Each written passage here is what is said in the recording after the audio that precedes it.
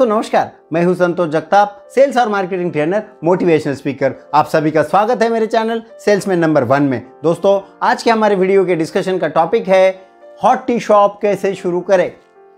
आम तौर पे इसे चाय की दुकान कहा जा सकता है, चाय का स्टॉल कहा जा सकता है, टी स्टॉल कहा जा सकता है और वेस्टर्न महाराष्ट्र में इसे अमृत तुल्य कहा जाता है। दोस्तों, पूरे कोरोना संकट के दौरान हमने पिछले 6 महीने में देखा कि चाय एकमात्र ऐसा ड्रिंक रहा जो गरीब से लेकर अमीर तक सबने पिया और बड़े चाव से पिया और चाय का सेल बहुत बड़े पैमाने पे बढ़ रहा है।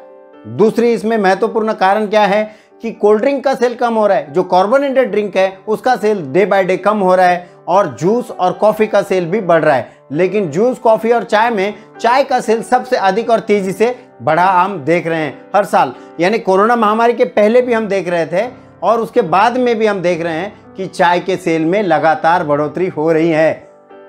यदि आप चाय का ये व्यापार शुरू करना चाहते हैं तो बहुत ही कम लागत पे आप एक बहुत ही प्रॉफिटेबल व्यापार आप शुरू कर सकते हैं। लेकिन ध्यान रहे, मेरी सलाह और चेतावनी आपको है कि कोई वीडियो देखकर या किसी और का सक्सेस देखकर किसी और को मिला करके आपको सक्सेस मिलेगा, ऐसा नहीं है।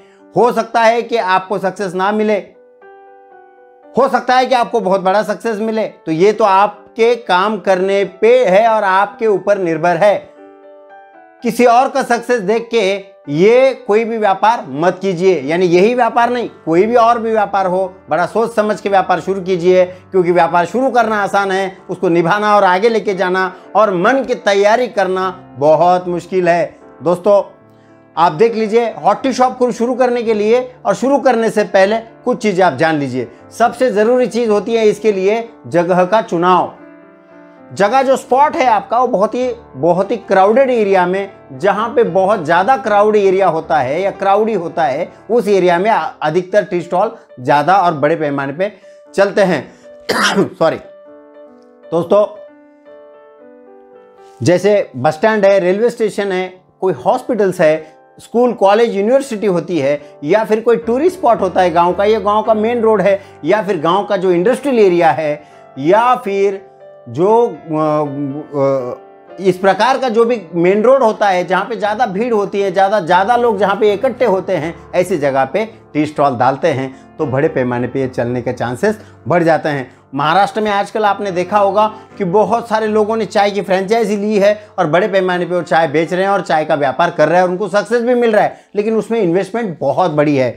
मैं आपको एक इसमें से कम इन्वेस्टमेंट में व्यापार कैसे शुरू करें, इस बारे में मैं प्योर गाइडेंस आपको देने वाला हूं। तो आप वीडियो को अंत तक जरूर देखिए। वीडियो लंबा हो सकता है क्योंकि विषय बहुत महत्वपूर्ण है, जो कि जिस विषय में बहुत बड़े पैमाने पे रोजगार दिलाने की ताकत इस व्यवसाय में है, बहुत बड़ी समृद्धि और पैसा दिलाने की ताकत इस व्यवसाय में है। तो वीडियो को अंत तक जरूर देखिए। दोस्तों, इसके लिए क्या क्या परमिशंस आपको लेना पड़ेगी। सबसे पहले तो फूड लाइसेंस लेने की जरूरत है, साथ ही साथ में आपको शॉप एक्ट लाइसेंस और जो भी गवर्नमेंट अथॉरिटी का लोकल जो भी लाइसेंस होगा या फिर जो भी इसके अलावा लाइसेंस होगा, आपको पता करके वो लाइसेंस लेना पड़ेंगे, परमिशन लेने की जरूरत है।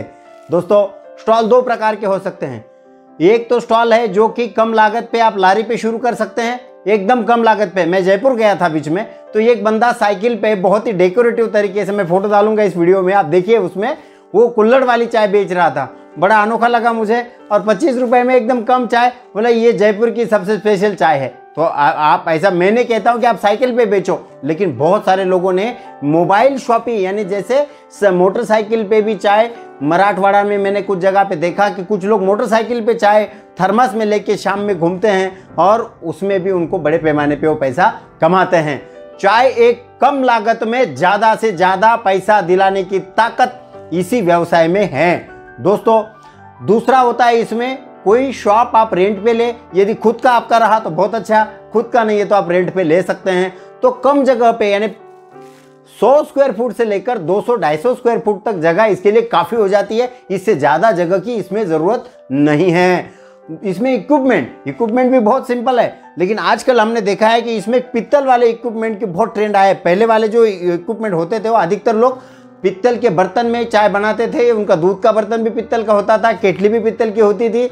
और आजकल हमने देखा है कि एल्युमिनियम की केटली अधिकतर जगह इस्तेमाल होती है, या फिर बाद में वो लोग चाय बना के थर्मस में रख देते हैं। तो आपको बहुत सिंपल इक्विपमेंट इसके लिए होता है, बहुत बड़े बड़े इक्विपमेंट कुछ नहीं इसमें नहीं होते हैं। अगर आपका जो भट्टी है, यानी आप एक तो आजकल कोयले वाली भट्टी वाली चाय को भी बहुत ज़्यादा लोग पसंद करते हैं, और दूसरा जो है इसमें नॉर्मल जो अपना एलपीजी सिलेंडर लगाते हैं और एलपीजी कनेक्शन लेकर आप चाय की दुकान में शुरू कर सकते हैं। दोस्तों, दूसरा इसमें होता है, सबसे ज़रूरी चीज़ है फर्नीचर। तो फर्नीचर के लिए यदि आपकी दुकान में जगह है तो फर्नीचर बनाइए, नहीं तो फिर लोग खड़े खड़े चाय पी के निकल जाते हैं। कुछ कुछ जगह में बैठने की व्यवस्था होती है और उसके साथ साथ और भी कुछ चीज़ें बेचते हैं, जैसे कि कुछ लोग बन बेचते हैं, या फिर कुछ पैक वाले स्नैक बेचते हैं, वड़ा पाव बेचते हैं, समोसा बेच सकते हैं, या जो भी है वो ज़रूरी नहीं है। लेकिन अगर इसके साथ में आप वैल्यू एडिशन करना चाहते हैं, लेकिन मैंने एक चीज़ का अनुभव किया है कि पिछले कुछ दिनों में सिर्फ चाय की दुकान निकालते हैं और उसमें वैरायटी ऑफ चाय बनाते हैं तो उसको बहुत अच्छा रिस्पांस आता है। दोस्तों, रॉ मटेरियल का चुनाव, रॉ मटेरियल ये चाय के अंदर बहुत ज़रूरी है सर। आप जितना अच्छा रॉ मटेरियल इस्तेमाल करेंगे उतनी आपकी ग्राहकी हमेशा रहेगी और लंबे समय तक टिकी रहेगी।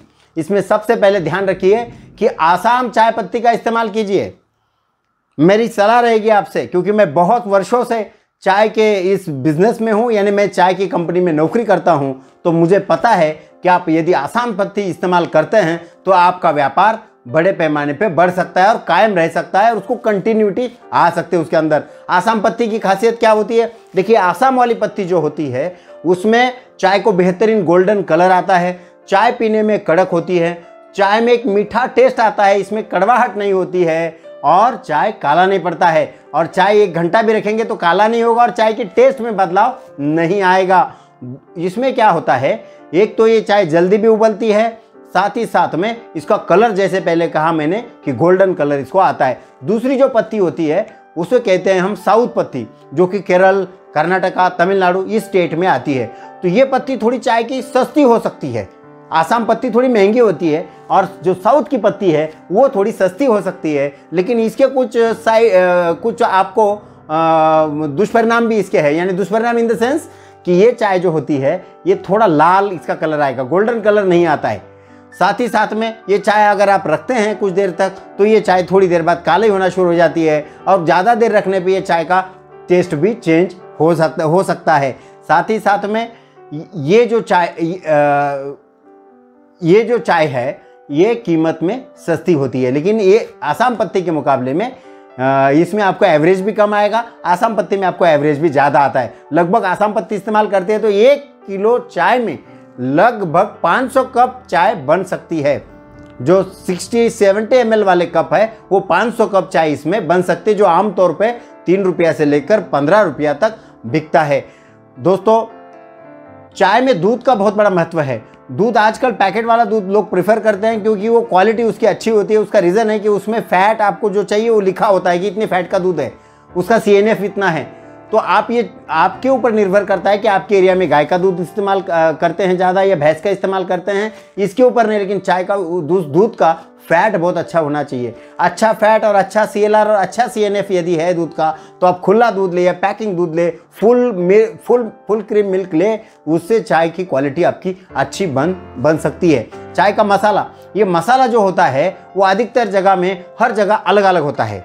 दोस्तों, कोई जो है तो कोई ताज़ा मसाला लेकर, यानी कि जैसे ब्लैक पेपर है, कार्डिमम है, या फिर दालचीनी है, या फिर लेमन ग्रास है, जिंजर है, ये लेकर तुरंत बनाते हैं और डालते हैं। लेकिन कुछ लोग जैसे रेडीमेड भी इस्तेमाल करते हैं। तो ये जो आपके एरिया में जो ट्रेंड होगा उस ट्रेंड के हिसाब से आप मसाला इस्तेमाल कीजिए जो लोगों की पसंद हो। दोस्तों, चाय क्या क्या प्रकार की चाय आप बना सकते हैं। आज जो है चाय लगभग आप देखेंगे कुछ दुकानों में मैंने देखा कि आज तो नया ट्रेंड आया है गुड़ वाली चाय। हम तो गुड़ वाली चाय पीना भूल ही गए।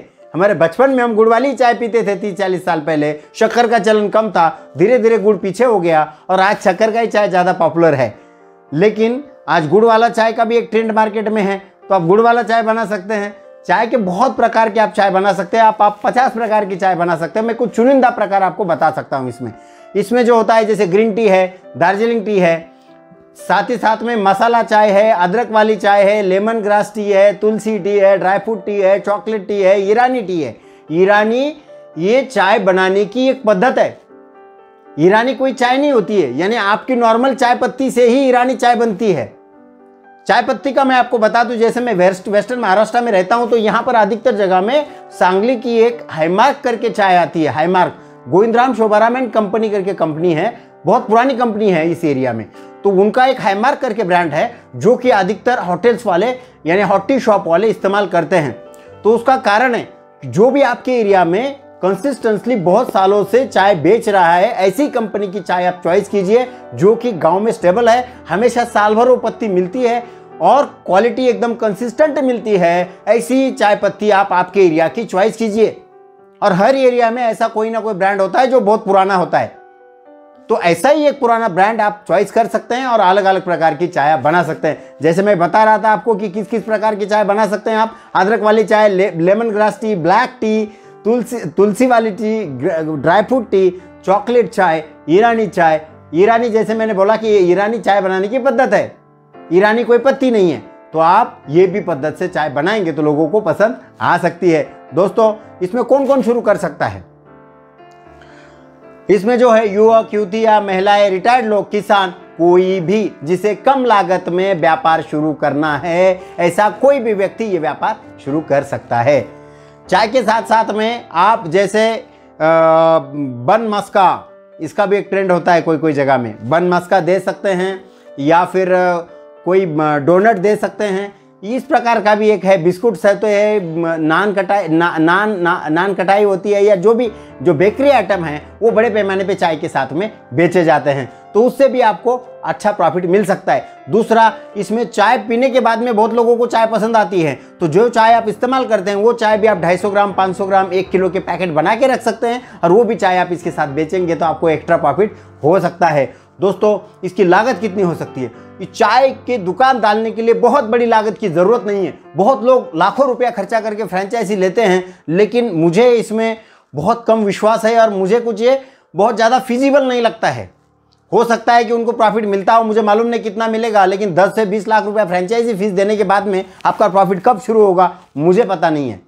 मैं बहुत सालों से चाय बेच रहा हूँ, लेकिन मेरा भी दिमाग इसमें नहीं चलता है इतना सब पैसा भरने के बाद में। तो मेरा सलाह रहेगा आपसे कि आप खुद का चाय का शॉप डालिए, इसमें कम लागत पे आप, यानी 10,000 से लेकर 50,000 तक, 50,000 से लेकर लाख तक और लाख से 2 लाख तक, बस इससे ज़्यादा चाय की दुकान को खर्चा नहीं आ सकता। और प्रॉफिट इसमें बहुत है, बहुत बड़े पैमाने पे प्रॉफिट है, अच्छा प्रॉफिट आपको मिल सकता है। 1 किलो चाय पत्ती में और 40 लीटर दूध में मिनिमम 500 कप चाय बनता है भाई।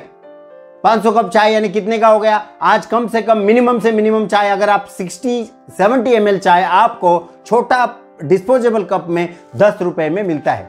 और यदि आप वैल्यू एडेड चाय बनाते हैं, जैसे मैंने ऊपर बताया लेमन ग्रास टी या फिर और भी ड्राई फ्रूट टी, इस प्रकार की चाय बनाते हैं, इसको आप कीमत बढ़ा के ले सकते हैं।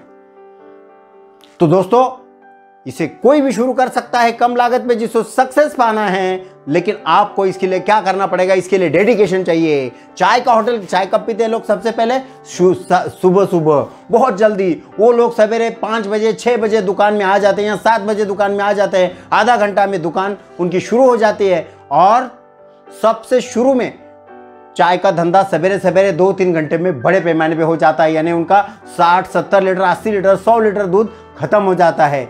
तो आप भी ध्यान रखिए कि यदि आपको चाय की होटल शुरू करनी है तो ये बहुत आसान काम नहीं है, ये बहुत चैलेंजिंग काम है, क्योंकि आपको मन की तैयारी करना पड़ेगी, सवेरे जल्दी उठने की, नींद का त्याग करने की आपको त्याग करना पड़ेगा। सफलता पानी है तो आपको त्याग करना पड़ेगा। त्याग क्या चीज़ का है? आपके कंफर्ट का त्याग करना पड़ेगा। आपको सवेरे जल्दी उठना पड़ेगा, जल्दी दुकान खोलना पड़ेगी, यानी आपका नौकर दुकान में 7 बजे आता है तो आपको 6:45 बजे दुकान में पहुंचना पड़ेगा। तो you have to made up your mind, you must have a burning desire to be successful in your life. दोस्तों मुझे पूरा विश्वास है कि आपको ये वीडियो पसंद आया होगा। यदि ये वीडियो आपको पसंद आता है तो मेरे वीडियो को लाइक और शेयर कीजिए, साथ ही साथ में मेरे चैनल को सब्सक्राइब जरूर कीजिए। थैंक यू वेरी मच दोस्तों, थैंक्स।